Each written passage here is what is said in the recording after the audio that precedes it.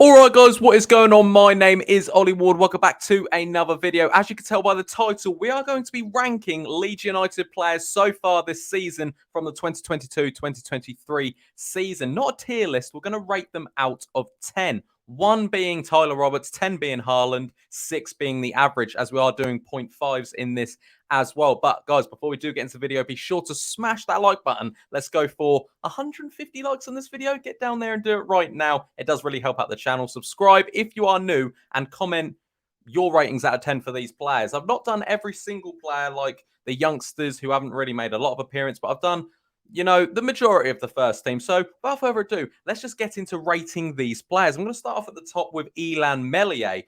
I've given him a 7.5. Arguably, he has been one of our better players this season. He's kept us in games a lot. His shot stopping's a lot better. Marc is trying to make him, you know, more of a voice at the back, and I think he's doing that so far. The only thing that knocks his rating is that he's kept 1 clean sheet, and that was against Chelsea when we won 3-0. None of the goals have really been his fault, but you have got to look at it and think, yeah, like there's some errors that he has made, or maybe something he could have done better. That's no offense to Mellier. He's still a young goalkeeper, still a great goalkeeper. But for me, none of these players are going to get 10s. None of these players are going to get 1s, but they're going to be there or thereabouts. Mellier has been one of our better players this season, so I'm going to give him a 7.5. And remember, guys, we played 6 games. We've won 2, drawn 2, lost 2. Like I said, none of them are going to be out of 10, or smashing out of 10. None of them are going to be a 1. We're in a much better position than we are this season than we were last season. Remember that.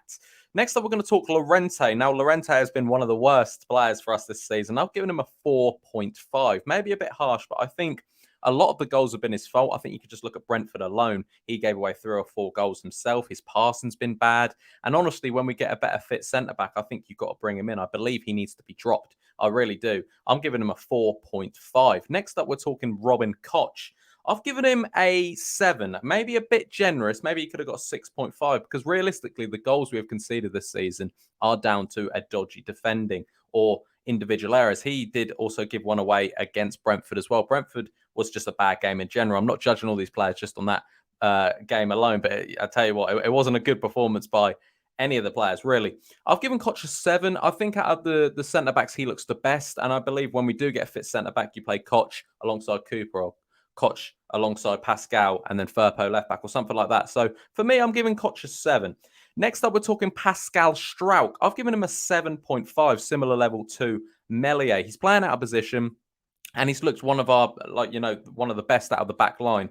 He has looked decent, and I like Pascal. He's still young. He's playing out of position. He's not complaining. He does his job, and he does his job damn well, I believe. So 7.5 for Pascal Stroup. I want to get him back into that centre-back spot where he can really cause damage and prove that he's the best Dutch centre-back in the league. Hey, next up, Cooper. I've given him a 6, an average 6. He hasn't played enough. Same with Leo Hielde. I've given him a 6 as well. Next up, we're talking Rasmus Christensen, who I believe we all thought he would come into this league and, you know, tear it apart, be our next Pontus Jansson. But it hasn't been like that. He's struggled to adapt to the Premier League so far. I believe, you know, he is going to come good. I've given him a 6 because he hasn't been awful. He hasn't been brilliant, though. We're seeing shades of better performances from Rasmus Christensen, but I, for one, was, yeah, he'll fit into the league easily and he'll do very well. But he's struggled so far. So I've given Rasmus Christensen a 6. I do believe there's a good player in there, though. Next up, Luke Ayling. I've given him a 6. Not enough game time, but a very good performance against Brentford when he came on. Got the assist for the goal. Looked decent, to be fair. And he's definitely knocking on the door for that right-back position come our next game, whenever that will be. Next up, Cody Drama. I've given him a 6. Not enough game time, but again, started off the Brentford game very well, and I thought he looked decent, really. Next up, we're talking Tyler Adams, one of the new signings under Jesse Marsch. I've given him an 8.5. I believe that might be the highest rating, or is it, of the video? You've got to keep watching, guys. Tyler Adams, I think, has been our best player this season, by far.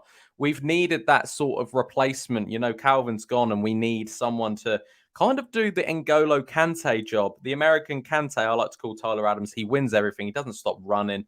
The midfield, arguably, is not to blame for any of the performances this season, any of the negative performances. The Brentford loss, the Brighton loss, the 2 draws. I couldn't blame the midfield. I think you've got to blame we're not scoring enough goals and the defence is looking a bit of a shambles. The midfield, I think, is where we look the most solid this season. So yeah, I'm giving Tyler Adams an 8.5 for me, being our best player this season. Next up, Marc Rocca. I've given him an 8. I think he's been up there as well. I think he's been very, very good.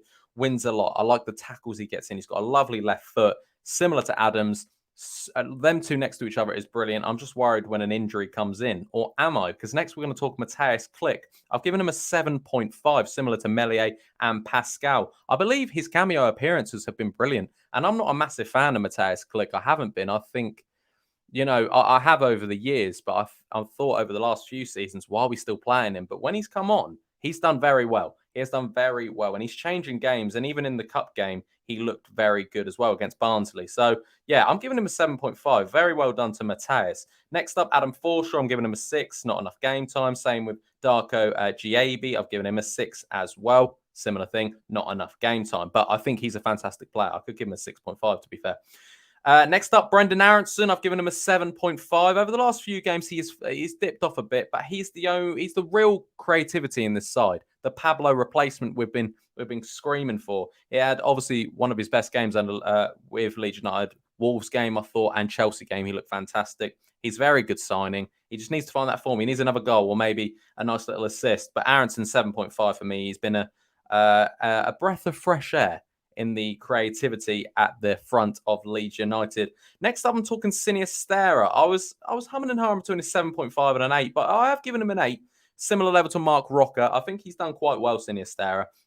Scored a couple of goals now, a couple of nice goals. He looks key. He looks like the Rafinha replacement we were worried about, but yeah, I'm happy for him. Sinisterra for me, I'm giving him an 8, and he can easily be our best player on the day. Someone we can kind of pass the ball to and something happen. You know how we used to rely on Rafinha for that? I believe Sinisterra in the future, as in the next few games, will be that type of signing. Next up, Harrison. I'm giving him a 7, maybe a bit harsh because I think Harrison's actually had a very decent season. I think he's got quite a few assists already.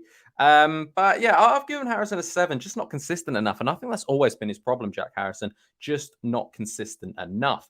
Next up, Somerville. I've given him a 6.5, not 6, because all the rest who haven't played loads, I've given a 6. But I believe with Somerville, he's coming on and he's creating things. He is knocking on the door for Harrison's position, I think. And, we could have got a penalty against Brentford.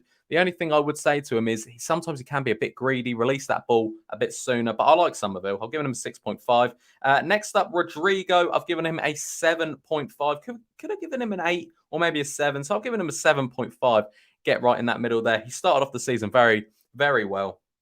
Got some goals, looked good. Looked sharp, looked like the Spanish number 9 we should have signed a few years ago. And obviously he's out injured now. So I've given him a 7.5. I think he has smashed it under Marsh. I think he looks decent. Bamford, I've given him a 6. I mean, this guy's made of chocolate. You can't really say. Maybe he could have got 6.5. But you know what? Strikers need goals. They need goals. Joffy, a 6 as well. Not enough game time. Joffy, I like Joffy. I just don't believe he is the right man to take us forward right now. I'm not worried about the future with Joffy. I'm worried about the present. Strikers need goals. He needs more goals. And he's even said that in an interview recently that he's a striker. He wants more goals. So that's what he's going to aim for, hopefully, when he comes back. And last but not least, Sam Greenwood. I've given him a 6. That could have been a 5.5 for me. Greenwood's a weird one. I believe he's quite hot-headed, and sometimes when you bring him on, you don't need that. Against Chelsea, when you're 3-0 up, bring him on, tackle him. But I've seen throughout pre-season and throughout the start of the season, if you notice it a bit, guys, Greenwood's a bit hot-headed, leaving tackles late.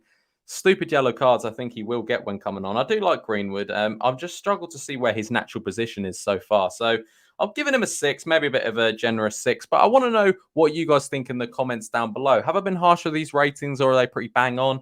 List all your players in the comments down below. And then, yeah, let me know what you guys are thinking.